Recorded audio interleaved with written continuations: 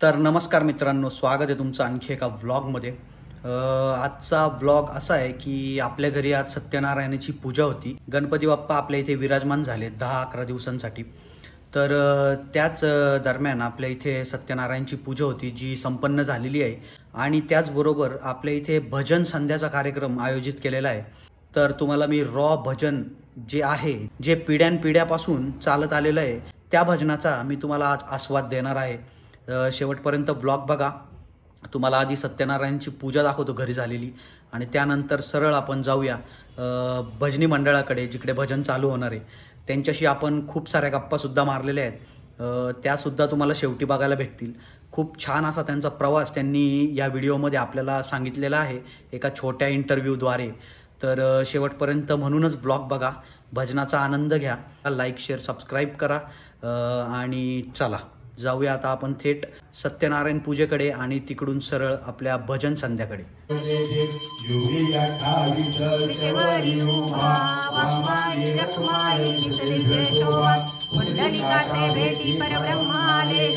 चरणी वाहे भीमा उद्धरी जगा देव देव जय पांडुरंगा ओ हरि पांडुरंगा रुक्माई वल्लभ राईचा वल्लभ पावे जीवनदा जय देव तुझी माया दया करते मी गती कासे पीतांबर सुंदर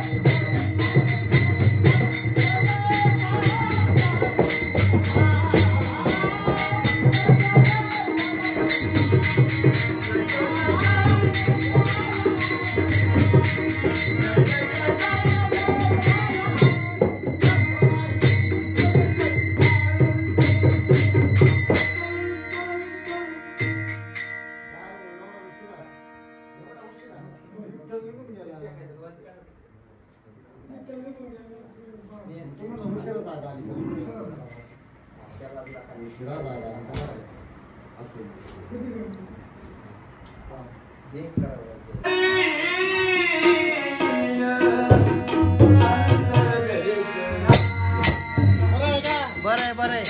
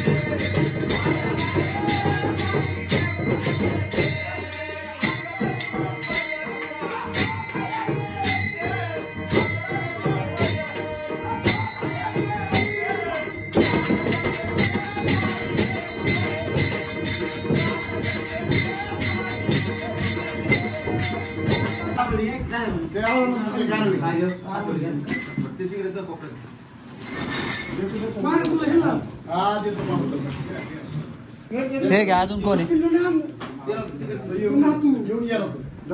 अजून कोण आहे?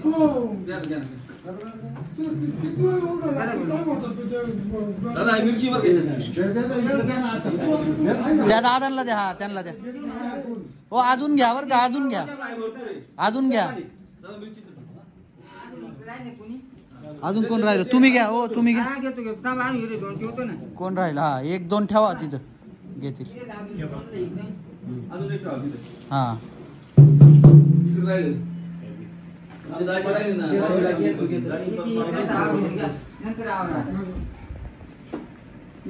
झालं. घ्या आता तुम्हाला झालं.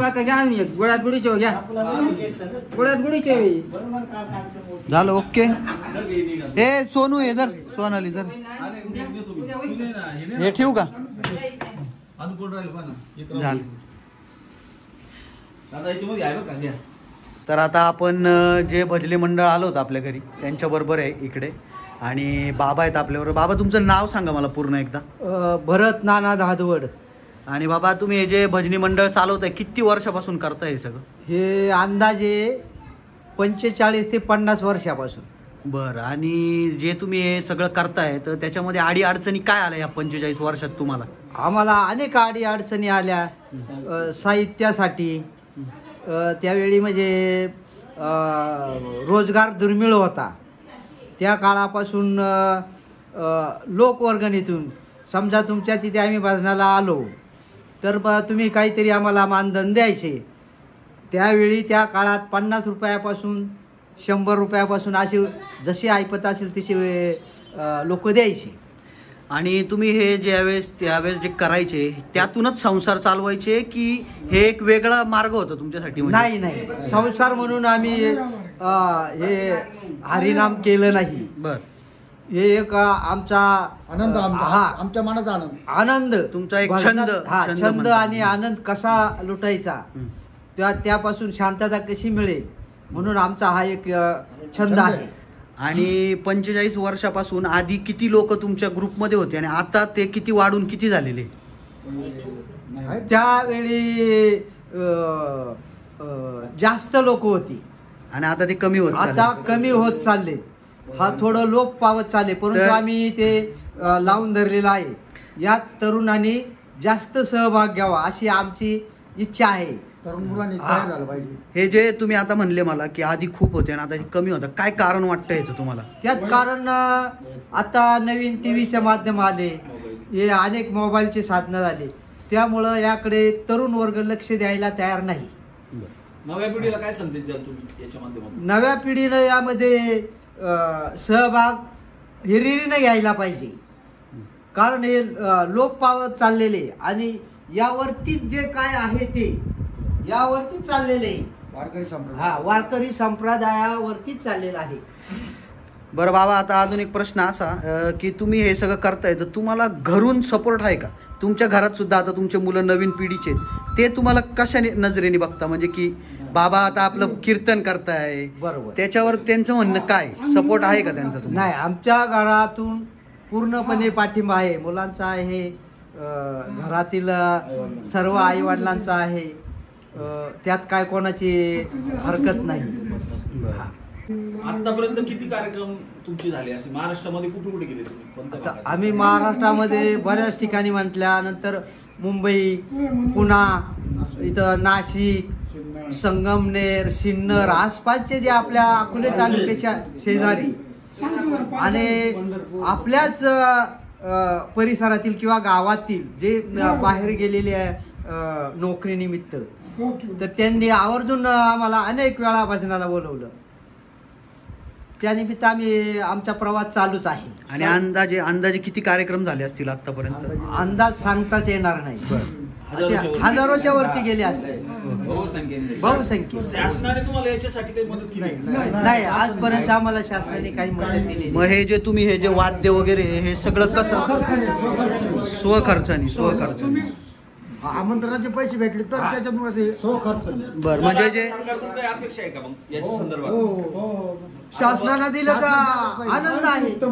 हा? म्हणजे हे सगळे तुमच्यासारखे जे लोक भजन करतात त्यांच्यासाठी काहीतरी राबवलं पाहिजे. पाहिजे. बरोबर. सरकारने एक योजना आणली आता भजनी मंडळासाठी 25,000 रुपयाचं अनुदान द्यायचं, तर त्याबाबत तुम्ही काही ऍप्लिकेशन अर्ज केलाय का? काही नाही, आम्ही ऍप्लिकेशन असं केलं नाही का त्याच्या जास्त काठी आहेत बऱ्याचशा. अटी जास्त आहेत. तर आम्ही काय, आमचं मंडळ रजिस्ट्रेशन वगैरे नाही, बर. त्यामुळे आम्ही ते घेऊ शकत नाही. बरोबर. रजिस्ट्रेशनला काय अडचण आहे तुम्हाला करायला? काय रजिस्ट्रेशन आता आम्हाला जिल्ह्याच्या ठिकाणी जायचं, बर. त्याचा पाठपुरावा करायचा, ते एवढं आम्हाला काही त्यातलं ज्ञान नाही. बरोबर. जाणं येणं आलं, हो. त्यामागे आर्थिक प्रत्येकाची काही सारखी नाही आमची. दररोज साधारणतः किती वेळ लागतो तुम्हाला? रात्रीचे किती वाजतात? आम्ही भजन जर सुरुवात केली समजा 9, 9:30 ते 12, 1 किंवा 2 वाजता, जसा खेडेवर गेलो तर 2 वाजता. भजनाला जसा रंग येईल त्या पद्धतीत भजन चालतं. आणि बाबा तुमचं वय किती आता? माझं वय आता 63 वर्ष आहे. आणि तुमच्यात सर्वात मोठे कोण आहेत म्हणजे असे? आणि बाबांचं वय किती आहे? बाबा बोला तुम्ही. 73 वर्षात. तुम्ही किती वर्षापासून याच्यात आहात? शाळेत असताना तेव्हापासूनच करतो. तरी 50. त्यामुळे दुसऱ्याच्या बाजूला जात असं 7वी, 8वी, 15 वर्षापासून जरा पूर्वीचे जे भजन होती ना आत्ताची भजन याच्यामध्ये काय येतं? त्यामुळे तुकडं दासायचे भजन असायचे. तुकडं दासायचे भजन म्हणायचे. एक तारी खंजीर आणि मग सांप्रदायिक विषय तेव्हा नव्हता, पण ती कला आम्हाला तेव्हापासून ते साध्य झालं आणि आम्ही जायचं त्यांच्यामध्ये. तेव्हापासून मग ते बदल केला त्याच्यामध्ये. सांप्रदाय ते इकडे आपलं हे झालं, बंदच झालं. प्रकार कोणते? आता गवळण म्हटली तुम्ही आता लास्टला, त्याच्या अगोदर कोणते? अभंग झाल्यानंतर गवळणी म्हटलं. पहिल्या सुरुवातीला पंचपती. पहिल्यांदा रामकृष्ण हरी, त्याच्यानंतर रूपाचा अभंग राहतो, 2 अभंग, आणि नंतर आपल्या मनाने कुठले अभंग घ्यायचे ते घ्यायचे. भजन भजन. त्याच्यानंतर मग पुढे अभंग सुरू अभंग करतो. सांगा मी काय करू, भक्ती करू का पोट भरू, सांगा मी काय करू. ओके. आणि आम्ही